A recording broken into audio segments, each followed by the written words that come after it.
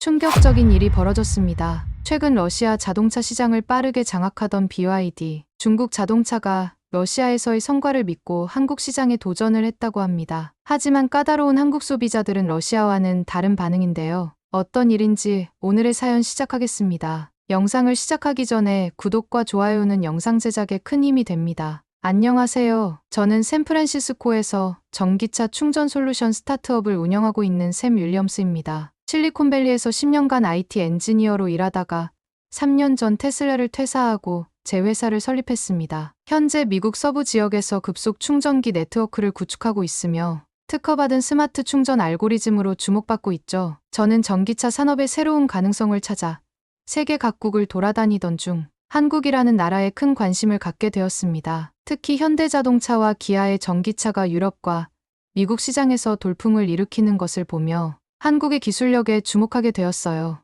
테슬라에서 근무할 당시 한국 엔지니어들과 협업한 경험도 있었는데 그들의 꼼꼼한 일 처리 방식과 기술적 완성도가 인상적이었습니다. 실제로 제가 테슬라에서 마지막으로 참여했던 프로젝트는 한국 배터리 업체와의 협력이었습니다. 당시 한국 엔지니어들은 미국 팀이 미처 생각하지 못한 세세한 부분까지 고려해 문제를 해결했죠. 특히 배터리 수명을 15% 늘리는 혁신적인 제안은 테슬라 경영진의 극찬을 받았습니다. 이런 경험들이 쌓이면서 자연스럽게 한국 시장에 대한 관심이 커졌고 결국 직접 방문을 결심하게 되었어요. 처음 한국행을 결정했을 때만 해도 단순히 시장 조사 차원의 방문이었습니다. 하지만 인천공항에 도착하는 순간부터 예상과는 전혀 다른 경험이 시작되었죠. 미국의 공항과는 비교도 할 수 없을 정도로 세련된 자동화 시스템과 정확한 대중교통 안내가 인상적이었어요. 특히 놀라웠던 건 수화물 찾는 시스템이었습니다. 비행기에서 내리자마자 스마트폰으로 수화물 위치를 실시간으로 확인할 수 있었고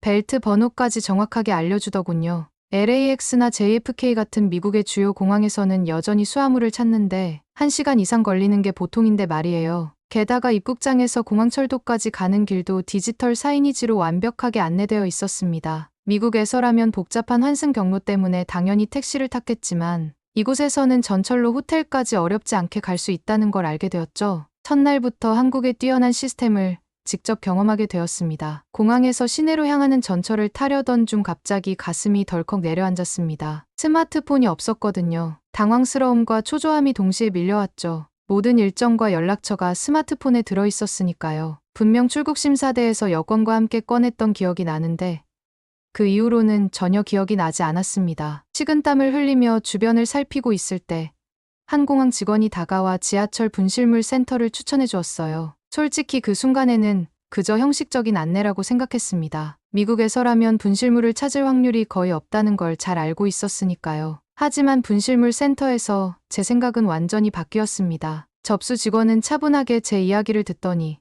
곧바로 CCTV 확인에 들어갔어요. 심장이 빠르게 뛰기 시작했습니다. 그리고 믿을 수 없는 일이 벌어졌죠. 출국심사대 CCTV에서 제가 스마트폰을 놓고 가는 장면이 발견된 겁니다. 불안하게 기다리던 2시간 후 드디어 기적 같은 소식을 들었습니다. 제 스마트폰이 발견되었다는 거예요. 더욱 놀라웠던 건 제가 체크인한 호텔로 직접 전달해주겠다는 제안이었습니다. 그 순간 모든 걱정이 한순간에 사라졌죠. 미국에서는 상상도 할 수 없는 일이 벌어진 겁니다. 분실물을 찾는 것도 기적 같은데 이런 세심한 서비스까지 제공받을 수 있다니 말이에요. 약속대로 30분 후 한 경찰관이 호텔 로비로 제 스마트폰을 가져다 주었습니다. 더욱 놀라웠던 건 스마트폰을 전달하면서 건넨 분실물 보관 체계에 대한 설명이었어요. 모든 과정이 디지털화되어 있었고 실시간으로 추적이 가능하다는 점이 인상적이었습니다. 제 폰은 출국심사대에서 청소부가 발견한 즉시 분실물 센터로 이송됐고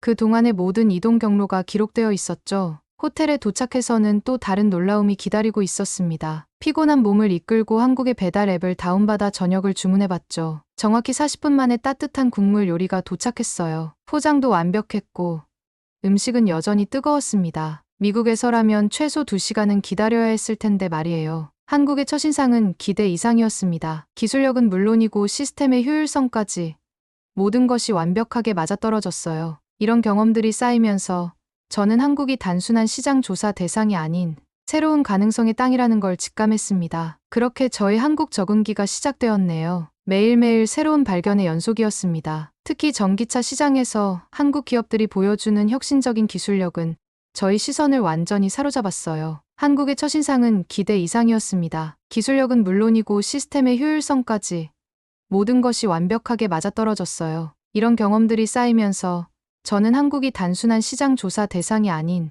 새로운 가능성의 땅이라는 걸 직감했습니다. 그렇게 저의 한국 적응기가 시작되었네요. 매일매일 새로운 발견의 연속이었습니다. 특히 전기차 시장에서 한국 기업들이 보여주는 혁신적인 기술력은 저희 시선을 완전히 사로잡았어요. 첫 번째 사업 미팅은 강남의 한 비즈니스 센터 27층에서 진행되었습니다. 통유리창 너머로 보이는 서울의 스카이라인이 인상적이었죠. 그곳에서 중싱테크의 한국 지사장 리우 하오를 만났습니다. 그는 정확히 회의 시작 10분 전에 도착했고 검은색 프리미엄 정장 차림이었어요. 처음 마주한 순간부터 그의 자신감 넘치는 태도가 압도적이었습니다. 회의실에 들어서자마자 리우 하오는 자신의 노트북을 꺼내더니 프로젝터에 중국 전기차의 시장 점유율 그래프를 띄웠습니다. 그의 움직임 하나하나에서 자신감이 넘쳤고 마치 이미 성공을 확신하는 듯한 모습이었죠. 붉은색으로 치솟는 성장 곡선이 회의실 벽면을 가득 채웠습니다. 리우 하오는 레이저 포인터를 들고 거침없이 발표를 이어갔습니다. 가격이 곧 경쟁력입니다. 우리는 한국 전기차 가격의 60% 수준으로 시장을 장악할 것입니다. 그의 목소리에는 한치의 망설임도 없었고 날카로운 눈빛으로 저를 주시했습니다. 차트의 숫자들은 분명 인상적이었지만 제 마음 한켠에서는 불편한 감정이 서서히 커져갔습니다. 마치 무언가 중요한 것이 빠져있다는 느낌이었죠. 2시간의 발표 동안 리우 하오는 유럽과 동남아시아에서의 성공 사례를 줄줄이 나열했습니다. 화려한 판매량 수치와 시장 점유율 통계가 쏟아졌지만 제 귀에는 하나의 중요한 부분이 빠져있다는 것이 점점 더 크게 들렸습니다. 품질이나 안전성에 대한 언급이 단 한 번도 없었던 거예요. 저는 의자에서 몸을 살짝 앞으로 기울이며 최대한 중립적인 톤을 유지하려 노력했습니다. 그리고 조심스럽게 러시아에서 발생한 중국 전기차의 배터리 결함 문제를 꺼냈어요. 영하 30도의 혹한에서 주행거리가 50% 이상 감소하고 급속 충전이 불가능했던 사례였습니다. 공기 중에 긴장감이 감돌았죠. 순간 리우 하오의 표정이 굳어졌습니다. 그의 눈썹이 살짝 찌푸려졌고 입술이 미세하게 떨리는 것이 보였어요. 하지만 그는 곧 침착한 표정을 되찾으며 극한의 상황이었다는 한마디로 화제를 돌렸습니다. 그의 목소리에서 처음으로 날카로움이 느껴졌죠. 테이블 위에 놓인 물잔에 손을 뻗으며 문득 제 머릿속을 스쳐 지나간 생각이 있었습니다. 노트북 화면에 비친 서울의 야경을 바라보며 과연 한국의 소비자들이 단순히 가격만으로 제품을 선택할까 하는 의구심이 들었습니다. 이미 세계 최고 수준의 기술력을 경험하고 있는 이들에게 가격만이 정말 경쟁력이 될 수 있을까요? 회의가 끝난 후 저는 잠시 창가에 서서 서울의 전경을 바라보았습니다. 거리 곳곳에서 현대와 기아의 전기차들이 조용히 달리고 있었죠. 그들의 세련된 디자인과 부드러운 주행 모습이 눈에 들어왔습니다. 리우 하오의 프레젠테이션은 분명 완벽했지만 어딘가 공허하게 느껴졌어요. 마치 숫자와 그래프만으로 이야기를 하려는 것 같았습니다. 그때 마침 제 휴대폰에서 알림음이 울렸죠. 다음 미팅 시간을 알리는 소리였습니다. 다행히도 그날 오후에는 현대차의 박민준 과장과 약속이 있었습니다. 강남 전시장에서 만난 민준 과장은 리우 하오와는 전혀 다른 접근 방식을 보여줬어요. 잠깐만. 카니발 전기 렌트가 이게 맞아? 37만원. KS 오토플랜 34만원. 3만원 차이 나는데? 야, 이게 4년이면은 150만원 정도 차이인데, 야, 이 정도면 차 등급을 하나 올려야 되겠다. 타임특가 리스트. 이거 뭐야? 일단 차가 되게 많네. 그랜저, 소렌토. 와, 무슨 소렌토가 28만원이야. 그랜저가 32만원이고? 이러면 무조건 KS 오토플랜에서 하지.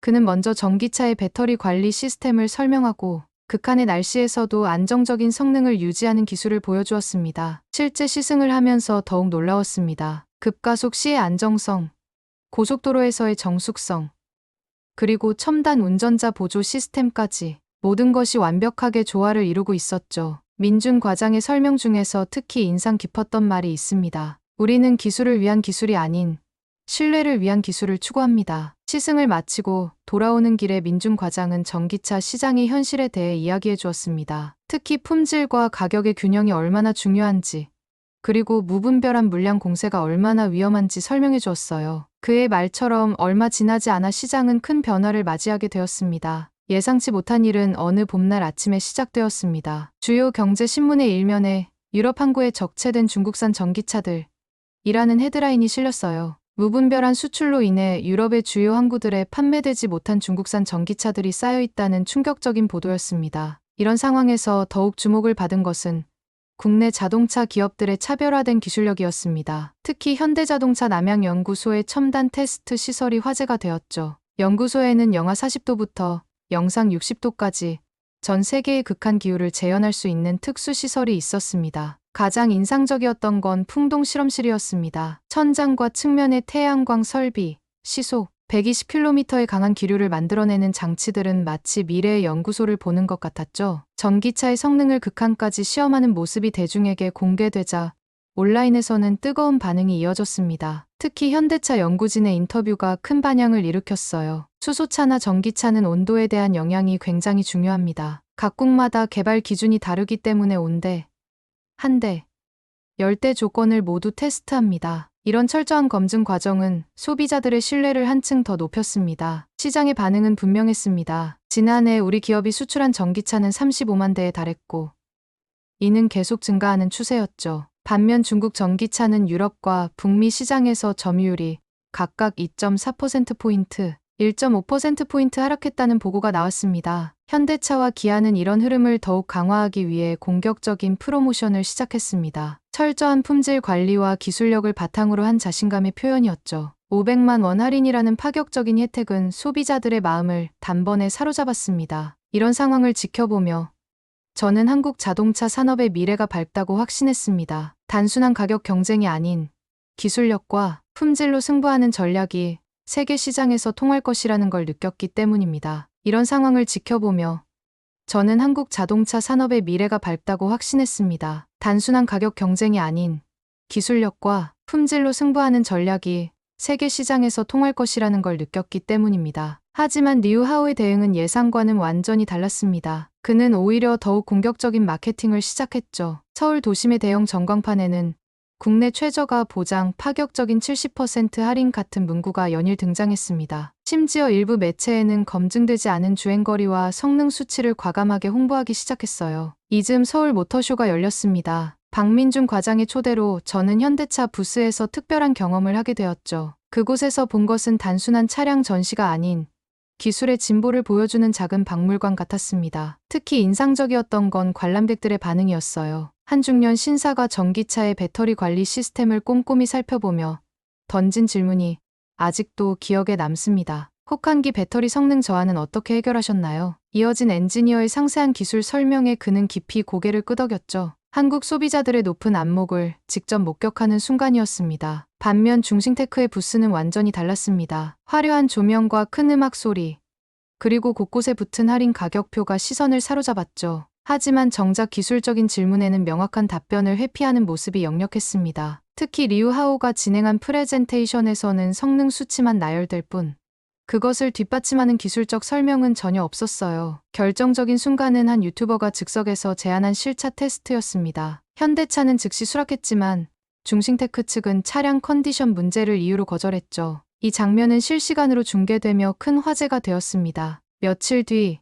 리우 하오는 마지막 승부수를 던졌습니다. 전국 대리점에서 동시에 진행된 초특가 판매 행사였죠. 하지만 이미 소비자들의 신뢰를 잃은 후였습니다. 오히려 이런 무리한 마케팅이 불신을 더욱 키웠다는 평가가 지배적이었어요. 박민준 과장의 말이 현실이 되는 순간이었습니다. 품질은 하루아침에 만들어지지 않습니다. 소비자의 신뢰도 마찬가지죠. 한국 시장에서 성공하기 위해서는 단순히 가격, 경쟁력만으로는 부족하다는 것을 리우 하오는 뼈저리게 깨닫게 된 것 같았습니다. 박민준 과장의 말이 현실이 되는 순간이었습니다. 품질은 하루아침에 만들어지지 않습니다. 소비자의 신뢰도 마찬가지죠. 그의 이 말은 제가 한국 시장을 이해하는 데 중요한 전환점이 되었습니다. 모터쇼가 끝난 후 민준 과장은 저를 특별한 장소로 안내했습니다. 현대자동차의 고객 패널 미팅이 열리는 컨퍼런스룸이었죠. 그곳에서 저는 한국 소비자들의 생생한 목소리를 들을 수 있었습니다. 전기차 사용자 50명이 모여 자신들의 경험을 공유하는 자리였어요. 한 주부는 영하의 날씨에도 안정적인 주행거리를 유지하는 것이 얼마나 중요한지 설명했습니다. 자녀들의 학원 송영과 장보기를 하면서 배터리 걱정 없이 운전하고 싶다는 현실적인 니즈였죠. 택시 기사님은 급속 충전의 안정성과 충전소 네트워크의 중요성을 강조했고, IT 회사 직장인은 차량 소프트웨어 업데이트와 사용자 인터페이스의 직관성을 지적했습니다. 민준 과장은 이 모든 의견을 꼼꼼히 기록했습니다. 우리는 매달 이런 미팅을 합니다. 고객의 목소리는 제품 개발의 시작점이자 끝점이니까요. 그의 설명을 들으며 저는 한국 기업들이 왜 세계 시장에서 성공할 수 있었는지 이해하게 되었습니다. 특히 인상적이었던 건 AS에 대한 한국 소비자들의 높은 기대치였습니다. 단순히 문제를 해결하는 것을 넘어 예방적 차원의 관리와 신속한 대응을 당연하게 여기는 문화였죠. 한 참가자는 전기차는 단순한 제품이 아닌 생활의 동반자라고 했습니다. 이런 관점은 제가 미처 생각하지 못했던 부분이었어요. 민준 과장은 이어서 현대차의 전기차 개발 철학을 설명했습니다. 안전성은 기본이고 배터리 수명은 최소 10년 이상을 보장하며 전국 어디서나 30분 이내 서비스가 가능한 AS 네트워크를 구축했다고 했죠. 이건 단순한 스펙이 아닙니다. 고객과의 약속이죠. 패널 미팅이 끝나고 저는 한동안 생각에 잠겼습니다. 지금까지 저는 전기차를 단순히 기술의 집합체로만 봤던 것 같았어요. 하지만 한국 시장에서 전기차는 그 이상의 의미를 가지고 있었습니다. 믿을 수 있는 브랜드, 안정적인 성능, 그리고 든든한 서비스가 하나로 어우러진 패키지였던 거죠. 며칠 뒤 서울에서 가장 큰 전시회 중 하나인 한국국제전기차 박람회가 열렸습니다. 박민준 과장의 초대로 저는 현대차 부스에 다시 방문하게 되었죠. 전시장에 들어서자마자 느껴지는 열기와 사람들의 에너지에 압도당했습니다. 부스마다 새로운 기술과 차량들이 전시되어 있었고 관람객들은 마치 미래를 체험하듯 눈을 반짝이며 설명을 듣고 있었습니다. 현대차 부스는 단순한 차량 전시를 넘어 실시간 성능 테스트와 시뮬레이션을 통해 기술력을 직접 경험할 수 있는 공간이었어요. 전시장 한쪽에는 실제 혹한기와 폭염 상황을 재현할 수 있는 환경, 테스트, 체험 존이 마련되어 있었습니다. 이곳에서 관람객들은 영하 30도 환경에서도 안정적인 성능을 유지하는 배터리 기술을 직접 체험할 수 있었죠. 반면 중싱테크 부스는 분위기가 사뭇 달랐습니다. 화려한 조명과 대형 LED 화면에 국내 최저가 보장, 70% 할인이라는 문구가 반복적으로 떠올랐습니다. 관람객들의 눈길을 끌기 위해 대형 경품 행사까지 준비되어 있었지만 정작 기술적 설명이나 시뮬레이션은 전혀 없었습니다. 그때 관람객 중 한 명이 리우하오에게 질문을 던졌습니다. 혹한기 배터리 성능 저하를 어떻게 해결하셨나요? 리우하오는 잠시 당황한 듯했지만 곧 미소를 띠며 대답했습니다. 우리 제품은 고성능 배터리를 사용하기 때문에 그런 문제는 발생하지 않습니다. 하지만 그 대답은 너무 추상적이었고 더 깊은 설명을 기대했던 관람객의 얼굴에 실망의 빛이 스쳐 지나갔습니다. 잠시 뒤 전시장에서는 즉석 주행 테스트가 시작되었습니다. 관람객들은 두 대의 전기차가 주행 성능을 비교하는 모습을 실시간으로 볼 수 있었죠. 현대차의 차량은 급가속과 제동 상황에서도 흔들림 없는 안정성을 보여주었지만 중싱테크의 차량은 급가속 시 심한 소음과 진동을 동반하며 성능 차이가 확연히 드러났습니다. 주변의 관람객들 사이에서 수근거리는 소리가 들려오기 시작했습니다. 한쪽에서는 이 정도 성능이면 싸도 못 쓰지. 중국 전기차가 왜 유럽에서 적체되고 있는지 알겠다는 말들이 오갔죠.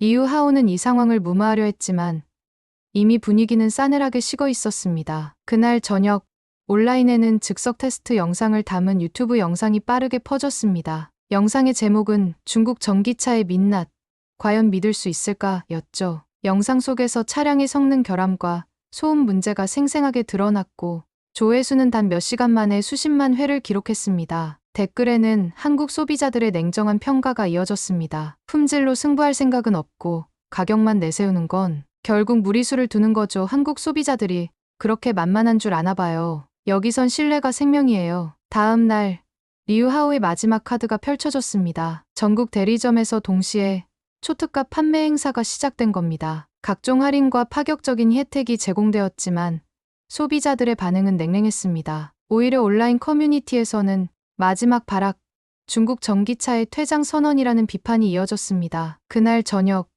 민준 과장과 함께 서울 야경이 내려다 보이는 한 카페에 앉아 대화를 나누던 중 그는 조용히 말을 꺼냈습니다. 샘, 한국 시장에서 성공하려면 신뢰가 가장 중요합니다. 소비자들은 단순한 숫자에 현혹되지 않아요. 품질과 안전, 그리고 꾸준한 신뢰가 뒷받침되어야 하죠. 저는 그의 말을 곱씹으며 고개를 끄덕였습니다. 민준의 말은 단순한 조언이 아니었습니다. 그것은 한국에서 제가 배워야 할 가장 중요한 교훈이었죠. 며칠 뒤 중싱테크는 공식적으로 한국 시장 철수를 발표했습니다. 이후 하오의 무리한 전략은 끝내 실패로 돌아가고 말았습니다. 하지만 이 경험은 저에게 한국 시장의 진정한 본질을 깨닫게 해준 소중한 시간이었습니다. 중싱테크가 철수한 후 서울의 전기차 시장은 눈에 띄게 안정감을 되찾았다. 저가 전기차가 사라지자 한국 소비자들은 다시 현대차와 기아의 최신 모델에 주목하기 시작했다. 저도 민중과 함께 현대차의 새로운 충전 솔루션 발표회에 참석하게 되었는데 그곳에서 경험한 기술의 진보는 제게 또 한 번 깊은 인상을 남겼습니다. 발표회가 열린 장소는 서울 외곽에 위치한 첨단 기술 연구소였습니다. 연구소 입구에 들어서자마자 자동화된 무인 안내 시스템과 대형 디지털 스크린이 방문객을 맞이했습니다. 곳곳에 배치된 실험 장비들과 미래지향적인 인테리어는 마치 SF 영화 속 한 장면을 보는 듯했죠. 연구소의 전시장에는 차세대 전기차와 함께 새로운 충전 기술이 소개되고 있었습니다. 민주는 저를 최신 급속 충전기 앞에 데려가 설명을 이어갔습니다. 이 충전기는 기존 모델보다 충전 속도가 30% 더 빠릅니다. 무엇보다도 배터리의 수명을 유지하면서도 안정성을 높였죠. 15분 만에 80%까지 충전이 가능합니다. 저는 눈앞에 충전기를 가만히 바라보며 민준의 설명을 곱씹었습니다. 미국에서도 충전 속도를 높이기 위한 기술이 꾸준히 개발되고 있었지만 이렇게 짧은 시간 내에 안정성을 유지하며 충전하는 건 흔치 않은 일이었습니다. 제가 운영하는 회사의 핵심 기술과도 겹치는 부분이 있었기 때문에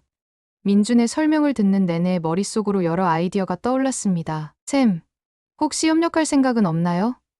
민준이 조심스럽게 말을 꺼냈습니다. 이 충전 기술과 당신의 스마트 충전 알고리즘이 결합된다면 더 혁신적인 솔루션이 나올 수 있을 것 같아요. 그의 제안에 잠시 망설였지만 저는 이 기회를 놓치고 싶지 않았습니다. 한국에서 배운 것은 단순히 기술이 아니라 기술을 실생활에 적용하는 그들의 철저함과 세심함이었으니까요. 며칠 후 민중과 저는 본격적인 협력을 논의하기 위해 현대차 본사에서 다시 만났습니다. 회의실의 커다란 유리창 너머로는 서울 도심이 한눈에 내려다 보였고 오후 햇살이 건물 외벽에 부드럽게 반사되어 따뜻한 분위기를 만들어주고 있었습니다. 이 프로젝트가 성공하면 한국과 미국 양국의 전기차 충전 네트워크가 완전히 새로운 수준으로 발전할 수 있을 겁니다.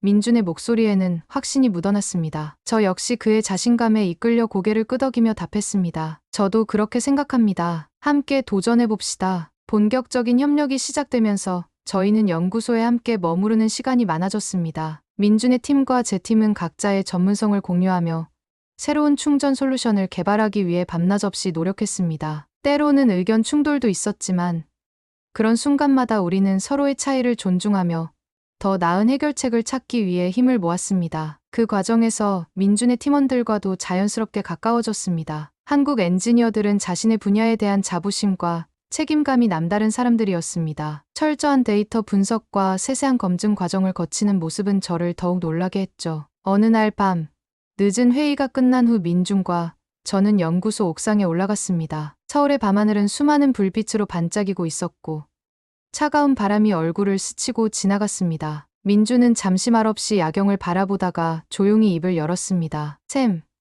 저는 어릴 때부터 기술로 사람들의 삶을 바꾸는 일을 하고 싶었어요. 그게 제 꿈이었죠. 그런데 한국에서 일하다 보니 그 꿈이 조금씩 현실이 되는 걸 느낍니다. 이번 프로젝트도 그런 꿈의 연장선이 될 수 있었으면 좋겠습니다. 저는 그의 말을 들으며 잠시 생각에 잠겼습니다. 한국에 온 이후로 수많은 일을 경험했지만 그 경험들이 결국 저를 더 나은 엔지니어로, 더 나은 사람으로 변화시키고 있다는 걸 깨달았습니다. 민준, 저도 비슷한 꿈을 가지고 있습니다. 이번 프로젝트가 그 꿈을 이루는 또 다른 시작점이 될 거라 확신합니다. 서로의 꿈을 공유한 그 순간, 저는 한국에서의 경험이 제 인생에서 중요한 전환점이 될 것임을 직감했습니다. 그동안 제가 느꼈던 모든 놀라움과 배움이 결국 이 프로젝트로 이어지고 있었던 거죠. 드디어 프로젝트가 마무리 단계에 접어들었을 때 우리는 공식 발표회를 열기로 했습니다. 기자들과 업계 전문가들이 참석한 가운데 새로운 충전 솔루션이 공개되었습니다. 프레젠테이션을 준비하는 동안 긴장도 되었지만 한편으로는 설렘도 느껴졌습니다. 발표회가 끝난 후 기자들의 질문이 쏟아졌습니다. 기술적 세부사항부터 협력 과정에 이르기까지 다양한 질문이 이어졌지만 우리는 자신감 있게 답변할 수 있었습니다. 그동안 쌓아온 신뢰와 경험이 우리를 더욱 단단하게 만들어 주었기 때문입니다. 프로젝트 발표 이후 저와 민주는 서울 도심의 작은 카페에서 조용히 축배를 들었습니다. 프로젝트는 성공적으로 마무리되었고 한국과 미국을 잇는 새로운 전기차 충전 네트워크의 첫걸음을 내딛게 되었죠. 짧지만 강렬했던 한국에서의 시간들이 하나하나 머릿속을 스쳐 지나갔습니다. 처음 인천공항에 도착해 세련된 시스템에 감탄했던 순간부터 리우하오와의 팽팽했던 경쟁, 그리고 민준과 함께 밤낮을 가리지 않고 프로젝트에 매달렸던 날들까지 모든 경험이 소중하게 느껴졌습니다. 이곳에서 저는 단순히 새로운 기술을 배운 것이 아니라 사람들과의 신뢰가 얼마나 중요한지, 그리고 그 신뢰를 바탕으로 무엇이든 이룰 수 있다는 것을 깨달았습니다. 샘, 이제 떠날 시간인가요? 민준이 조심스레 물었습니다. 저는 미소를 지으며 대답했습니다. 네. 하지만 이건 끝이 아니라 새로운 시작일 뿐이에요. 앞으로도 우리는 함께 일할 기회가 많을 겁니다. 한국에서의 마지막 날, 저는 서울의 여러 곳을 다시 한번 둘러보았습니다. 인사동의 전통 골목과 한강변의 평온한 풍경, 그리고 밤이면 빛나는 남산타워. 그 모든 것이 제게는 낯설면서도 동시에 익숙하게 느껴졌습니다. 호텔로 돌아와 짐을 정리하면서 문득 방 한쪽에 놓인 작은 선물이 눈에 들어왔습니다. 그것은 민준이 마지막으로 건넨 작은 한지 노트북이었습니다. 첫 장에는 짧은 메모가 적혀 있었습니다. 샘, 한국에서의 여정이 당신에게 새로운 영감을 주었기를 바랍니다. 언제든 다시 돌아오세요. 여기서는 당신도 우리의 동료이자 친구니까요. 그 짧은 메시지에 묘한 감정이 밀려왔습니다. 단순한 사업 파트너로 시작했던 관계가 이제는 진심 어린 우정으로 발전했음을 느낄 수 있었기 때문입니다. 비행기에서 창밖을 바라보며 지난 며칠간의 일들을 곱씹었습니다. 한국은 단순한 시장 조사 대상이 아니라 가능성과 혁신의 땅이었습니다. 그곳에서 배운 모든 것은 저희 회사와 제 개인적인 성장에 큰 변화를 가져다 줄 것이 분명했습니다. 샌프란시스코에 도착하자마자 저는 바로 회사 회의를 소집했습니다. 한국에서의 경험을 공유하며 새로운 충전 네트워크 확장 전략을 설명했죠. 직원들은 제 이야기에 깊은 관심을 보였고 한국에서의 성공적인 협력 사례가 회사의 미래를 더욱 밝게 만들어줄 것이라 확신했습니다. 샘, 다음은 어디로 향할 계획인가요? 직원 중 한 명이 물었습니다. 저는 잠시 생각하다가 웃으며 대답했습니다. 다시 한국으로 돌아가야 할지도 몰라요. 그곳에서 풀리지 않은 아이디어들이 아직 많거든요. 며칠 후, 저는 민준에게 메일을 보냈습니다. 민준, 생각해보니 한국에서 또 다른 프로젝트를 함께하면 어떨까 싶어요. 다음번엔 더 큰 도전을 해볼까요? 그로부터 몇 시간 후, 민준의 답장이 도착했습니다. 언제든 환영합니다. 샘, 이번엔 더 멋진 도전을 함께 만들어 봅시다. 그 순간, 저는 확신했습니다. 한국과의 인연은 단순한 한 번의 경험으로 끝나지 않을 것이라는 거요. 한국에서의 시간은 저를 더 강하게, 더 넓은 시야를 가진 엔지니어로 성장시켰습니다. 그리고 그곳에서 얻은 교훈과 우정은 앞으로도 저의 인생에서 큰 힘이 되어줄 것입니다. 새로운 도전을 향한 마음이 다시금 설레기 시작했습니다. 서울의 빛나는 야경과 민준의 웃음소리가 머릿속을 맴돌며 다음번 한국행의 계획을 조용히 그려보기로 했습니다. 오늘의 사연 어떻게 들으셨나요? 사연이 여러분의 마음을 울렸다면 구독과 좋아요, 댓글 많이 남겨주세요. 부탁드립니다. 영상 시청해주셔서 감사합니다. 다음 사연 시작하겠습니다. 인도네시아의 작은 마을에 한글이 스며들어 새로운 변화를 만들어내고 있습니다. 이 특별한 이야기를 전하고 싶다며 한 여성이 사연을 보내왔는데요. 그녀가 전하는 마을의 놀라운 변화, 함께 들어보시겠습니다. 안녕하세요. 저는 인도네시아에서 문화잡지, 지자로 일하고 있는 라라입니다. 발리의 작은 마을에서 자라나 지금은 발리 컬처 잡지에서 문화부 기자로 일하고 있어요. 평화로운 우리 마을에 변화가 찾아온 건 6개월 전이었죠. 처음 한국문화원이 마을에 들어선다는 소식을 들었을 때는 별다른 관심이 없었습니다. 우리 마을엔 이미 수많은 외국 관광객들이 드나들고 있었고 또 하나의 외국 문화원이 생긴다는 것이 특별해 보이지 않았거든요. 하지만 며칠 전 기사 취재를 위해 시장을 찾았다가 이상한 광경을 목격했어요. 평소 알고 지내던 마를리나 아주머니의 가게 간판이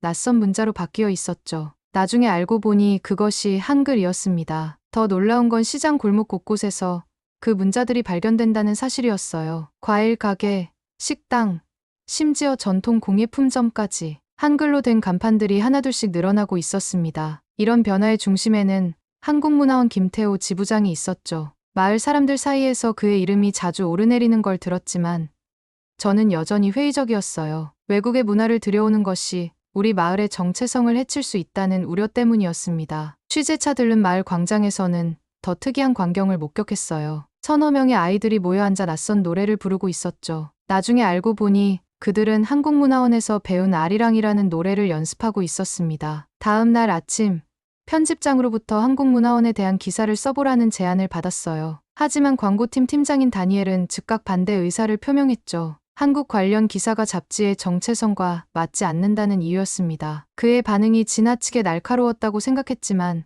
당시엔 이유를 알 수 없었어요. 다니엘의 반대에도 불구하고 한국문화원 취재를 시작했습니다. 처음엔 단순한 문화 교류 프로그램이라 생각했지만 현장은 제 예상과 달랐어요. 비좁은 교실에 빼곡히 들어찬 주민들의 모습이 인상적이었죠. 취재를 위해 김태우 지부장과 약속을 잡으려 했지만 그날도 다니엘이 제동을 걸었습니다. 한국 관련 기사는 우리 잡지의 주요 광고주들의 심기를 건드릴 수 있다는 이유였어요. 특히 서양 문화원들의 광고가 큰 비중을 차지하고 있다는 점을 강조했죠. 하지만 제 호기심은 이미 다른 곳을 향하고 있었습니다. 한글 수업을 듣는 학생들의 숫자가 점점 늘어나고 있다는 소문이 들려왔어요. 심지어 관광객들 사이에서도 한글로 쓰인 간판을 찾아다니는 게 일종의 트렌드가 되고 있었죠. 어느 날 시장에서 마를리나 아주머니를 만났습니다. 그녀의 가게 매출이 한글 간판을 달고 나서 30% 이상 늘었다는 이야기를 들었어요. 특히 한국 관광객들이 늘어났고 그들이 SNS에 가게 사진을 올리면서 입소문이 퍼졌다는 거죠. 다니엘은 이런 변화를 못마땅해 했습니다. 편집회의에서도 한국 문화가 발리의 전통을 해칠 수 있다며 우려를 표명했어요. 하지만 그의 말과 달리 오히려 한글 간판 아래에서 발리의 전통 문화가 더욱 빛나고 있었죠. 취재를 위해 한글 교실을 찾았을 때였습니다. 한 학생이 한글로 쓴 발리 전통춤 안내문을 보여주었어요. 그것은 단순한 번역이 아닌 우리 문화를 새로운 방식으로 표현한 것이었죠. 마치 오래된 그림에 새로운 액자를 씌운 것처럼 신선해 보였습니다. 다니엘의 압박은 계속되었어요. 그는 제가 작성 중인 기사의 방향을 문제 삼으며 한국문화원의 부정적인 면을 더 부각하라고 요구했습니다. 하지만 현장에서 보고 듣는 이야기들은 그의 주장과는 전혀 달랐죠. 어느 날 저녁, 자료를 정리하던 중 우연히 다니엘의 이메일을 보게 되었습니다. 그가 서양 문화원 관계자들과 주고받은 메일에는 한국문화원의 영향력을 견제해야 한다는 내용이 있었어요. 그제야 그의 집요한 방해가 이해되기 시작했죠. 다니엘의 반대에도 불구하고 한국문화원 취재를 시작했습니다. 처음엔 단순한 문화 교류 프로그램이라 생각했지만 현장은 제 예상과 달랐어요. 비좁은 교실에 빼곡히 들어찬 주민들의 모습이 인상적이었죠. 취재를 위해 김태우 지부장과 약속을 잡으려 했지만 그날도 다니엘이 제동을 걸었습니다. 한국 관련 기사는 우리 잡지의 주요 광고주들의 심기를 건드릴 수 있다는 이유였어요. 특히 서양 문화원들의 광고가 큰 비중을 차지하고 있다는 점을 강조했죠. 다니엘의 반대가 있고 난 다음 날 편집실에서 우연히 프랑스 문화원의 광고 계약서를 보게 되었습니다. 계약 조항 중에는 타 문화원 홍보성 기사 제안이라는 내용이 있었어요. 이제야 다니엘의 강경한 태도가 이해되기 시작했죠. 하지만 저널리스트로서 이런 제약은 받아들이기 힘들었습니다. 하지만 제 호기심은 이미 다른 곳을 향하고 있었습니다. 한글 수업을 듣는 학생들의 숫자가 점점 늘어나고 있다는 소문이 들려왔어요. 심지어 관광객들 사이에서도 한글로 쓰인 간판을 찾아다니는 게 일종의 트렌드가 되고 있었죠. 어느 날 시장에서 마를리나 아주머니를 만났습니다. 그녀의 가게 매출이 한글 간판을 달고 나서 30% 이상 늘었다는 이야기를 들었어요. 특히 한국 관광객들이 늘어났고 그들이 SNS에 가게 사진을 올리면서 입소문이 퍼졌다는 거죠. 다니엘은 이런 변화를 못마땅해 했습니다. 편집회의에서도 한국 문화가 발리의 전통을 해칠 수 있다며 우려를 표명했어요. 하지만 그의 말과 달리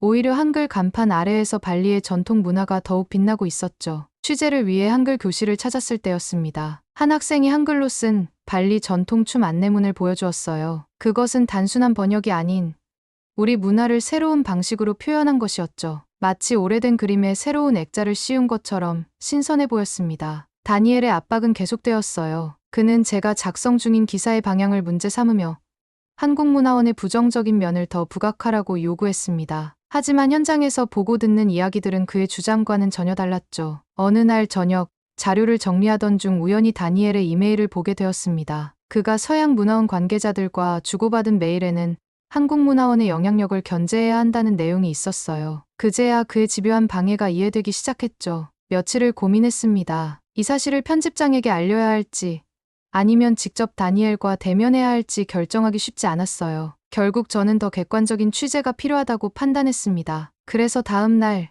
발걸음을 한국문화원으로 향했죠. 한글 수업이 열리는 교실 앞에 섰을 때의 긴장감이 아직도 생생합니다. 취재를 위해 찾은 것이었지만 김태호 지부장의 제안으로 직접 수업에 참여하게 되었어요. 처음엔 어색했지만 자리에 앉아보니 의외로 마음이 편안해졌죠. 수업은 제가 예상했던 것과는 완전히 달랐습니다. 단순히 글자를 외우는 것이 아닌 자음과 모음이 만들어진 원리부터 시작했어요. 특히 놀라웠던 건 한글의 제작 원리였죠. 자음은 발음할 때 입 모양을 본떠 만들었고 모음은 하늘과 땅과 사람을 형상화했다는 설명에 저도 모르게 감탄이 나왔습니다. 옆자리의 마을 주민들도 저와 같은 표정이었어요. 특히 마를리나 아주머니는 수업에 가장 열심이었죠. 그녀는 한글로 메뉴판을 직접 쓰고 싶다며 수업이 끝난 후에도 글자 연습을 하고 있었습니다. 아이들의 변화는 더욱 극적이었어요. 처음에는 장난처럼 시작했던 한글 공부가 이제는 진지한 배움으로 바뀌었죠. 한 아이는 자신의 꿈을 한글로 적어보겠다며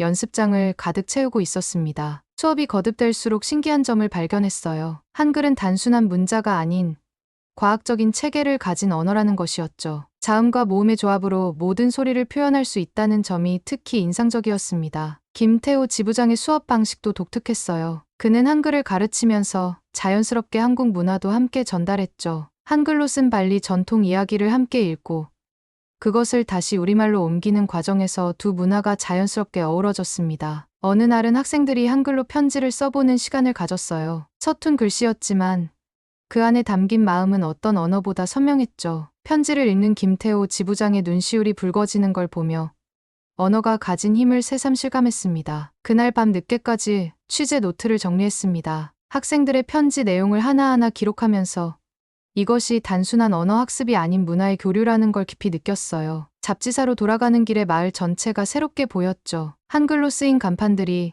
이제는 낯설지 않았고 오히려 그 속에서 발리의 정체성이 더욱 선명하게 느껴졌습니다. 한글 수업을 취재하고 돌아오던 날이었습니다. 다니엘이 제자리에서 기다리고 있었어요. 그의 표정은 평소보다 더 굳어 있었죠. 기사 원고를 보여달라는 요구와 함께 한국문화원에 대한 부정적인 내용을 추가하라는 압박이 이어졌습니다. 특히 한글이 현지 문화를 잠식할 수 있다는 내용을 넣으라고 했어요. 하지만 제가 본 현실은 달랐습니다. 오히려 한글은 우리 문화를 세계에 알리는 새로운 도구가 되고 있었죠. 시장에 전통 과자를 파는 가게는 한글 간판 덕분에 한국 관광객들의 필수 코스가 되었고 그들은 우리의 전통 과자 맛에 반해 재방문을 약속했습니다. 다니엘의 압박이 거세지자 스트레스가 쌓였어요. 하지만 그때 우연히 한준혁 교수님의 방문 소식을 들었습니다. 세계언어학회에서 한글의 우수성을 연구하는 권위자라고 했죠. 그분을 취재하면 기사의 객관성을 더할 수 있을 거란 생각이 들었어요. 하지만 다니엘은 한준혁 교수와의 인터뷰도 반대했습니다. 대신 서양 언어학자의 부정적인 견해를 인용하라고 요구했어요. 심지어 제 기사가 잡지의 광고 수익에 영향을 미칠 수 있다며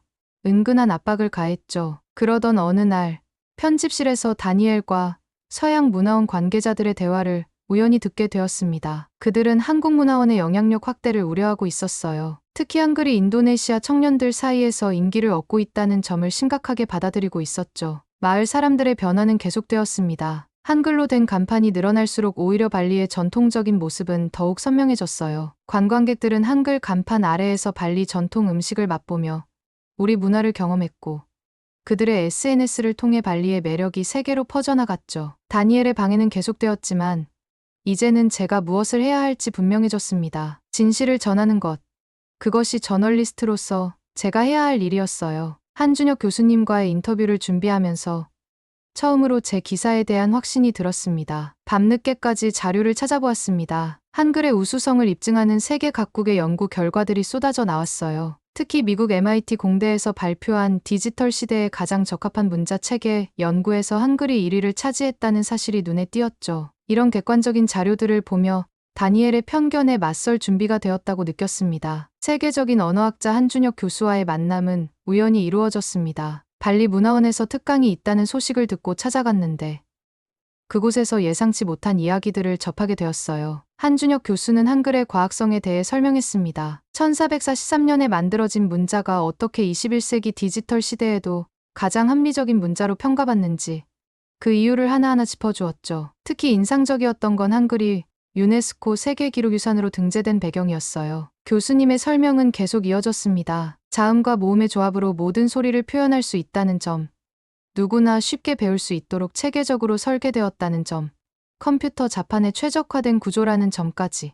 말 그대로 세계에서 가장 과학적인 문자였죠. 특강이 끝난 후 개별 인터뷰 시간을 가졌어요. 교수님은 한글이 단순한 문자가 아닌 철학이 담긴 발명품이라고 강조했습니다. 특히 인상적이었던 건 전 세계 소수민족들이 자신들의 언어를 한글로 표기하고 있다는 사실이었죠. 취재를 마치고 나오는 길에 다니엘과 마주쳤습니다. 그는 여전히 불편한 기색이었지만 이번에는 제가 먼저 말을 걸었어요. 한준혁 교수님의 연구 자료를 보여주며 이것이 학문적 사실이라는 점을 강조했죠. 교수님과의 인터뷰는 제 기사에 날개를 달아주었습니다. 감정적인 호기심이 아닌 객관적인 사실을 바탕으로 한글의 가치를 전달할 수 있게 되었어요. 특히 한글이 세계적으로 인정받는 이유를 명확하게 설명할 수 있게 되었죠. 그날 밤 인터뷰 내용을 정리하면서 문득 깨달았습니다. 우리 마을의 부러운 변화는 단순한 유행이 아니었어요. 그것은 가장 과학적이고 실용적인 문자를 통해 우리의 문화가 세계와 만나는 과정이었죠. 밤새 기사를 썼습니다. 평소와는 다른 열정이 느껴졌어요.